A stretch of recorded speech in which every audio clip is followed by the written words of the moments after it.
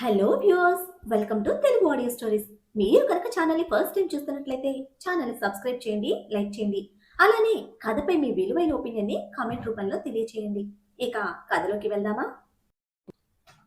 Video చూస్తున్న అందరూ కింద కనిపిస్తున్న హైప్ ఆప్షన్ యొక్క వీడియోని ఎంకరేజ్ చేయండి. You don't worry, I will take care of it అని చెప్పడంతో రక్షిత చిన్న స్మైల్తో కార్తీక్ ని చూసి ఓకే సార్ అని అంటుంది. కార్తీక్ రక్షితతో ఇప్పుడు నీతో పాటు డ్రైవర్ వస్తాడు, నేను డ్రాప్ చేయడానికి. వెళ్ళి నీ లగేజ్ ప్యాక్ చేసుకో, ఈవినింగ్ మేము వెళ్ళేటప్పుడు పిక్ చేసుకుంటాము అని అంటాడు. రక్షిత కార్తీక్ వైపు చూస్తూ అయ్యో సార్, మీకెందుకు ఇబ్బంది, అడ్రస్ చెప్పండి, నేను వస్తాను అని అంటుంది. కార్తీక్ రక్షిత వైపు చూస్తూ నా చెల్లిని తీసుకువెళ్ళటం నాకు ఇబ్బంది ఏం కాదులే అని అంటాడు.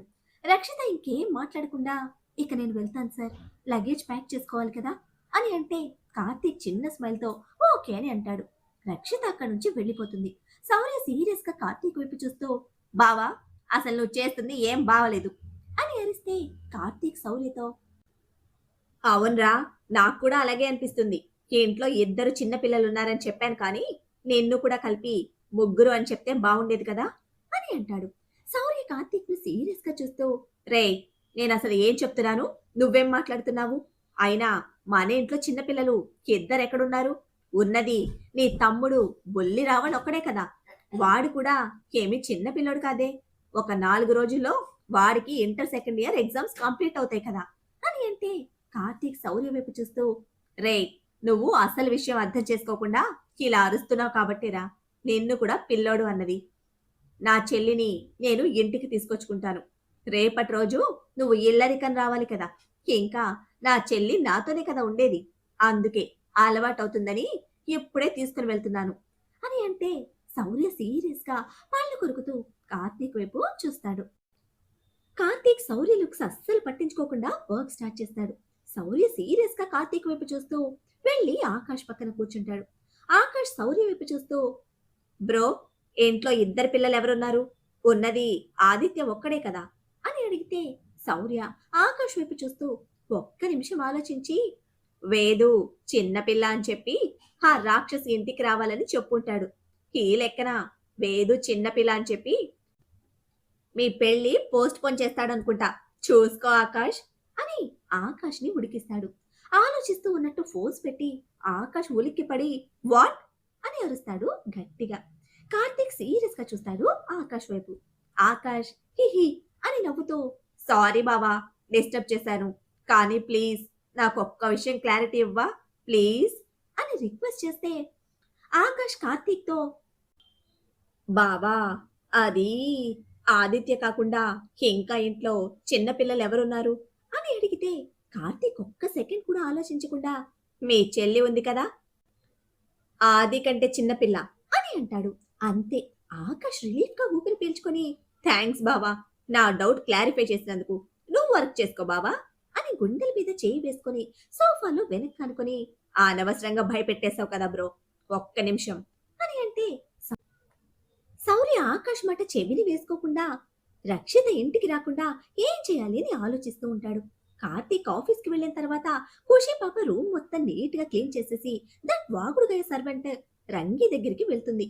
వజ్రం గారు ఖుషి దగ్గరికి వస్తున్నా ఖుషిని చూసినా చూడనట్టుగా అక్కడి నుంచి ఎవరో పిలిచినట్టు హా వస్తున్నా అని అక్కడి నుంచి పారిపోతుంది.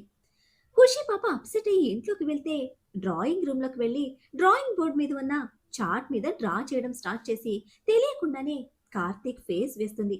ఒక 20 నిమిషాలకు డ్రా చేయడం కంప్లీట్ చేసి డ్రాయింగ్ వైపు చూస్తూ నేనేంటి ఈ రావణ్ణి గీస్తున్నాను అని సీరియస్ గా చాట్ లో ఉన్న కార్తీక్ డ్రాయింగ్ వైపు చూస్తూ నువ్వు ఇంకో పెళ్లి ఎలా చేసుకుంటావో నేను చూస్తాను అని అంటుంది కోపంగా.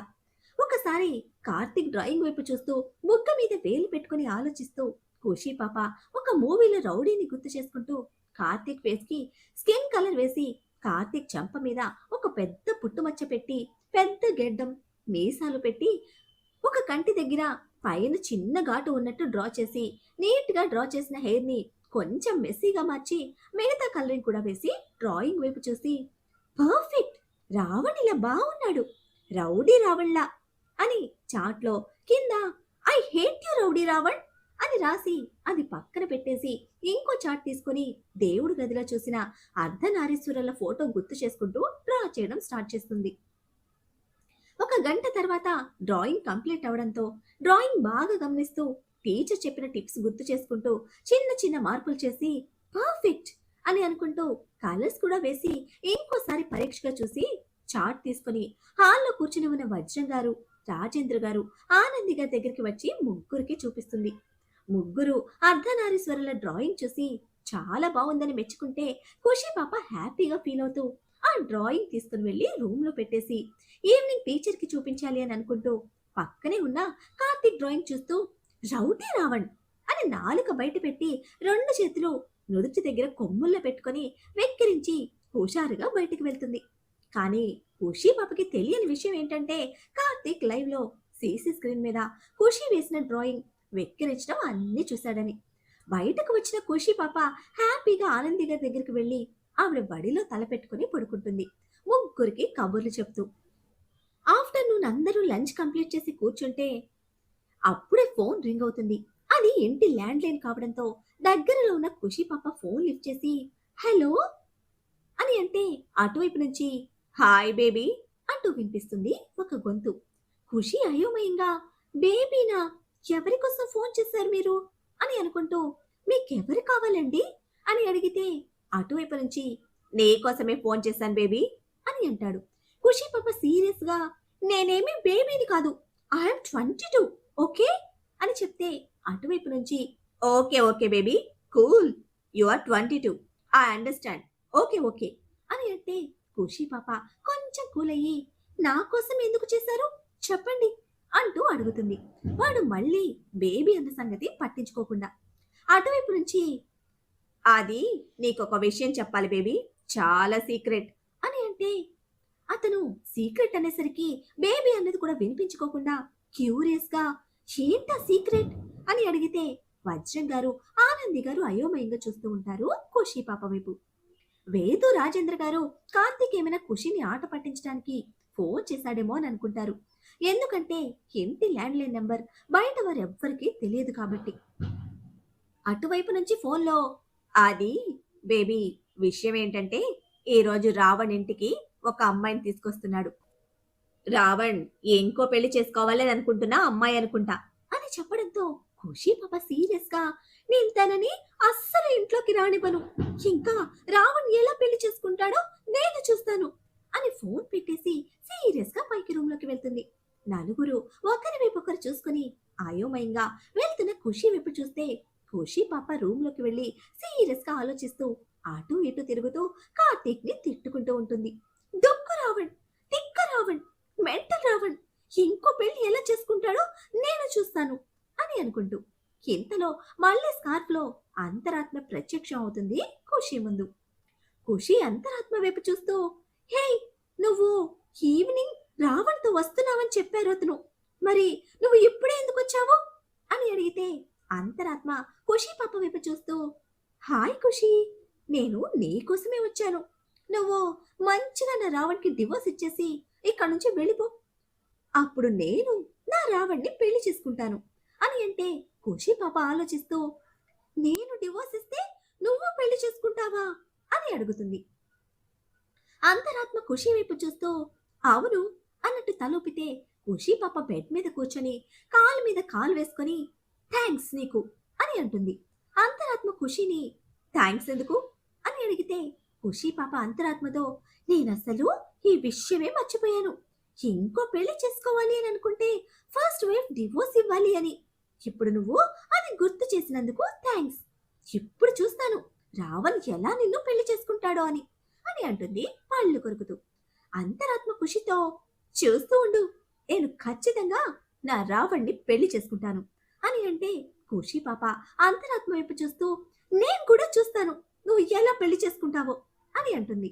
అంతరాత్మ మనసులో ఛీ, ఇది రావణ్ మీద ఉన్న లవ్ని అర్థం చేసుకొని చావదు, నన్ను గుర్తుపట్టి చావదు, రావణ్ ఇందుకే కదా బ్రెయిన్లెస్ బ్యూటీ అనేది, హుఫ్, దీనికి ఎప్పటికీ నా బాధ అర్థం అవ్వదు, నా రావణ్ బాధ అర్థం అవ్వదు, తిక్కల్ది, పాపం రావణ్ ఎలా వేగుతున్నా ఏంటో దీంతో అని అనుకుంటూ మాయమైపోతే ఖుషి పాప అంతరాత్మ మాయమవడం చూసి గట్టిగా నవ్వుతూ నన్ను చూసి పారిపోయినట్టుంది. ఈసారి వస్తే కొట్టేస్తాను. అప్పుడు ఇంకోసారి రాదు అని అనుకుంటుంది మనసులో. ఫోన్లో అజ్ఞాత వ్యక్తి చెప్పిన మ్యాటర్ గురించి ఖుషి రూమ్లో అటు ఇటు తిరుగుతూ బుర్రని తెగ చించుతూ ఇప్పుడు ఆ అమ్మాయిని ఇంట్లోకి రానివ్వకుండా ఉండాలి అంటే ఏం చేయాలి అని తింకుతూ ఒక గంట అటు ఇటు తిరిగి ఆలోచించినా ఏం ఆలోచన తట్టకపోవడంతో ఆలసిపోయి పడుకుంటుంది. ఖుషి పాప ఎంతసేపటికి కిందకి రాకపోయేసరికి రాజేంద్ర గారు కార్తీక్కి కాల్ చేస్తారు. డ్రాయింగ్ రూమ్ లో ఖుషి పాప వేసిన వేషాలు చూసి లంచ్ చేసి మీటింగ్ ఉండడంతో అటెండ్ అయితే మీటింగ్ లో ఉన్న కార్తీక్ ఫోన్ రింగ్ అవ్వడంతో ఫోన్ వైపు చూస్తాడు. రాజేంద్ర గారి నుండి కాల్ వస్తూ ఉండడం చూసి అందరికీ ఎక్స్క్యూజ్ మీ, జస్ట్ 5 minutes అంటూ పక్కకి వచ్చి కాల్ అటెండ్ చేస్తే, కృష్ణ, ఆ అమ్మాయికి నువ్విందాక ఫోన్ చేసి ఏమన్నావు? ఆ అమ్మాయి కోపంగా పైకి వెళ్ళింది, ఇప్పటి వరకు కిందకి రాలేదు అని అంటారు. కార్తీక్కి హలో అనే ఛాన్స్ కూడా ఇవ్వకుండా కార్తీక్ అయోమయంగా నేనెప్పుడు ఫోన్ చేశాను తాతయ్య అని అడిగితే రాజేంద్ర గారు అయోమయంగా ఇంతకు ముందే కదా చేశావు ల్యాండ్ లైన్ కి అని అడిగితే కార్తీక్ ఒక్క నిమిషం ఆలోచించి చేసిందెవరో నాకు తెలుసులే తాతయ్య, కొంచెం సేపు వదిలేయండి, తానే వస్తుందిలే, లేకపోతే మీటింగ్ కంప్లీట్ అయిన తర్వాత నేనే ఇంటికి వస్తాను అని అంటాడు. రాజేంద్ర గారు సరే అని కాల్ కట్ చేస్తే కార్తీక్ ఒక్క నిమిషం ఆలోచించి మళ్ళీ మీటింగ్ కంటిన్యూ చేస్తాడు. ఆ మీటింగ్ కంప్లీట్ అవ్వగానే ఇంకో మీటింగ్ ఉండడంతో అది కూడా కంప్లీట్ చేసుకుని అప్పటికే 5 కావడంతో ఇంటికి స్టార్ట్ అవుతాడు కార్తీక్. శౌర్య ఆకాష్కి రక్షితం తీసుకుని రమ్మని చెప్పి కార్తీక్ కొంచెం సేపటికి ఇంటికి చేరుకొని హాల్లో ఉన్న వాళ్ళ వైపు ఒకసారి చూసి డైరెక్ట్ గా పైన రూమ్ లోకి వెళ్తే తను రూమ్ లోకి వెళ్లేసరికి ఖుషి పాప పడుకొని నిద్రపోతూ ఉంటుంది. ఆలోచించి ఆలోచించి అలసిపోయి పడుకున్న ఖుషి పాపని చూసిన కార్తీక్ ఒక్క నిమిషం ఆలోచించి ఖుషికి ఎలాంటి డిస్టర్బెన్స్ లేకుండా కొంచెం కూడా సౌండ్ చేయకుండా ఫ్రెష్ అయి వస్తాడు. ఖుషి పాప అప్పటికి కూడా నిద్రపోతూ ఉండడంతో చిన్నగా సౌండ్ చేయకుండా పర్సనల్ రూమ్ లోకి వెళ్ళి ఒక 10 నిమిషాలకు బయటకు వచ్చి ఖుషిని చూస్తూ బెడ్ దగ్గరికి వచ్చి ఒక కాలు బెడ్ మీద పెట్టి కొంచెం ఖుషి మీదకి బెండ్ అయ్యి ఏయ్ తిక్కల్ అని పిలుస్తాడు గట్టిగా. నిద్రలో ఉన్న ఖుషి పాప ఉలిక్కిపడి లేస్తుంది కార్తీక్ పిలుపుకి, కాదు కాదు అరుపుకి. కళ్ళు తెరిచి ఎదురుగా ఉన్న కార్తీక్ వైపు భయంగా చూస్తూ ఏ ఎవరు నువ్వు అని అడిగితే గళ్ళ లుంగి కట్టుకొని టీ షర్ట్ వేసుకొని గెడ్డం పెద్ద మీసం పెట్టుకొని బుగ్గ మీద పెద్ద బ్లాక్ స్టిక్కర్ పెట్టుకొని జుట్టు మొత్తం మెస్సీగా చేసి అచ్చు ఖుషి పాప వేసిన డ్రాయింగ్ లోలా రెడీ అయిన కార్తీక్ ఖుషి పాప వైపు సీరియస్ గా చూస్తూ నేనెవరో నీకు తెలీదా అని అడుగుతాడు గట్టిగా. ఖుషి పాప బెదురు కళ్ళతో కార్తీక్ వైపు చూస్తూ మీరెవరో నాకు తెలియదండి అని అంటూ చిన్నగా బెడ్ నుంచి ఇంకో సైడ్ కిందకి దిగి కార్తీక్ చూడట్లేదు అనుకుని స్లోగా డోర్ వైపు వెళ్ళి డోర్ ఓపెన్ చేసి బయట అడుగు పెట్టే టైంకి ఖుషి పాప గాల్లో తేలుతూ ఉంటే ఏమైందా అని తల తిప్పి చూస్తుంది. కార్తీక్ ఖుషి పాపని 2 చేతుల్లోకి తీసుకుని లోపలికి నడుస్తూ ఉంటే ఖుషి పాప భయంగా కార్తీక్ చేతిలో నుంచి గింజుకుంటూ దొంగ దొంగ అని అరుస్తుంది గట్టిగా. ఖుషి పాప అరుపు రూమ్ దాటి బయటకు వెళ్ళలేదు. ఖుషి పాపని లోపలికి తీసుకుని వస్తూ కార్తీక్ డోర్ని కాలితో క్లోజ్ చేయడం వల్ల కార్తీక్ ఖుషిని బెడ్ దగ్గరికి తీసుకొచ్చి బెడ్ మీద విసిరేస్తే ఖుషి పాప బౌన్స్ అయ్యి మళ్ళీ బెడ్ మీద పడి కంగారుగా తనని తాను చూసుకొని అమ్మయ్యా నాకేం కాలేదులే అని అనుకుంటూ కార్తీక్ వైపు భయంగా చూస్తూ దొంగగారు మీరెవరో నాకు తెలీదు, మీకు ఏం కావాలంటే అవి తీసుకొని వెళ్ళిపోండి అని అంటూ బెడ్ మీద ఉన్న టెడ్డీని గట్టిగా పట్టుకొని నా బొమ్మలు మాత్రం తీసుకోకండి అని చెప్తూ వెంటనే ఏదో గుర్తుకు వచ్చి బ్రైట్ గా నవ్వుతూ మీకు కావాలంటే మార్నింగ్ రావణ ఆఫీస్కి వెళ్తూ డ్రాలో చాలా డబ్బులు పెట్టాడు, అవి తీసుకుని వెళ్ళండి అని అంటుంది కళ్ళు పత్తికాయల్లా చేసుకుని. కార్తీక్ పళ్ళు కొరుకుతూ సీరియస్ గా ఖుషి పాప వైపు చూస్తూ మనసులో హోసి తిక్కల్, పొరపాటున దొంగలెవరన్నా ఇంట్లో పడితే ఇదే అన్ని సర్ది మరీ ఇచ్చి పంపించేలా ఉంది, వచ్చినవాడు ఇల్లు మొత్తం దోచుకొని వెళ్ళినా పర్వాలేదు కానీ దీని బోడి బొమ్మలు మాత్రం తీసుకుని వెళ్ళకూడదట అని అనుకుంటే ఖుషి కార్తీక్ ని చూస్తూ అదిగోండి అందులో ఉన్నాయి డబ్బులు అని బెడ్ కి పక్కన ఉన్న టేబుల్ డ్రా చూపిస్తుంది. కార్తీక్ ఖుషిని చూస్తూ నాకు డబ్బులొద్దు, నీ బొమ్మలే కావాలి. నువ్వే కావాలి అని అంటే కార్తీక్ నువ్వే కావాలి అని అన్నది కూడా పట్టించుకొని ఖుషి పాప బొమ్మలు కావాలి అనేసరికి సీరియస్ గా కార్తీక్ వైపు చూస్తూ ఇదిగో దొంగ గారు నా బొమ్మలు తీసుకుంటే నీ గురించి చోటా భీమ్కి చెప్పి నేను బయటకు విసిరేయమని చెప్తాను. అంతేకాదు అందులో ఉన్న జగ్గుకి చెప్పి నిన్ను చెట్టు మీద కట్టేయమని చెప్తాను అని అంటుంది యమ సీరియస్ గా వార్నింగ్ టోన్లో. కార్తీక్ తల కొట్టుకుంటూ చేచి కనీసం ఇలాంటప్పుడు కూడా నా మొగుడికి చెప్తాను నిన్ను కొట్టిస్తాను అనడం లేదు ఈ తిక్కల్ది అని తన పరిస్థితికి నవ్వాలో ఏడవాలో అర్థం కాని ఫ్రస్ట్రేషన్ లో ఉంటే ఖుషి కార్తీక్ ని చూస్తూ నాకు తెలుసు చోట భీమ్ అంటే ఎవ్వరికైనా భయమే కాబట్టి ఇక్కడి నుంచి వెళ్ళిపోండి అని బెదిరిస్తే కార్తీక్ ఖుషి చేయి పట్టుకుని మీదకి లాక్కుని ఏంటే ఇప్పుడు నువ్వు చోటా భీమ్కి చెప్తే నేను భయపడాలా? నిన్ను అస్సలు వదిలిపెట్టను. నాలో ప్రాణం పోయే చివరి క్షణంలో కూడా అని అంటాడు. కానీ ఏం లాభం? కార్తీక్ చెప్పింది ఈ బ్రెయిన్లెస్ బ్యూటీ బుర్రకి అర్థమైతే కదా. అదే అర్థం చేసుకుంటే కదా. కార్తీక్ చేతిలో గింజుకుంటూ నేను నీకు నా బొమ్మలు అస్సలు ఇవ్వను, నన్ను వదిలే ముందు అని అంటూ కార్తీక్ ని కొడుతూ ఉంటే కార్తీక్ ఖుషి చేతులు పట్టుకొని వెనక్కి మడిచి పట్టుకొని మరింత దగ్గరగా లాక్కొని ఖుషి కళ్ళలోకి చూస్తాడు. ఖుషి పాప కార్తీక్ వైపు ఒక్క నిమిషం తీక్షణంగా చూసి రావణ్ అని అంటే ఖుషి పాప వైపు చూస్తూ గెడ్డం మీసాలు స్టిక్కర్ తీసేసి ఏంటే నేను నీకెలా కనిపిస్తున్నాను? నీకెంత ధైర్యం ఉంటే నన్ను ఇలా డ్రా చేస్తావా అని అంటాడు గట్టిగా. ఖుషి పాప భయంగా కార్తీక్ వైపు చూస్తూ అంటే అది రావణ్ గారు మీరు ఇలా ఉంటే ఎలా ఉంటారో చూద్దామని అనుకున్నాను అని అంటే కార్తీక్ సీరియస్ గా ఖుషి వైపు చూస్తూ రౌడీ రావణ్లా ఉన్నాను కదా అని అంటాడు. ఖుషి పాప భయంగా కార్తీక్ ని చూస్తూ మనసులో రావణ్ గారు నేను వేసిన డ్రాయింగ్ చూసారా అని అనుకుంటే కార్తీక్ కి ఖుషి మైండ్ వాయిస్ అర్థమయ్యి డ్రాయింగ్ వేయడమే కాదు వెక్కిరించడం కూడా చూశాను. ఏది ఇప్పుడు చెయ్యి, అక్కడ డ్రాయింగ్ వేసినప్పుడు పెట్టావు కదా అలా పెట్టు ఫోజ్ ఇప్పుడు అని అంటాడు ఖుషిని వదులుతూ.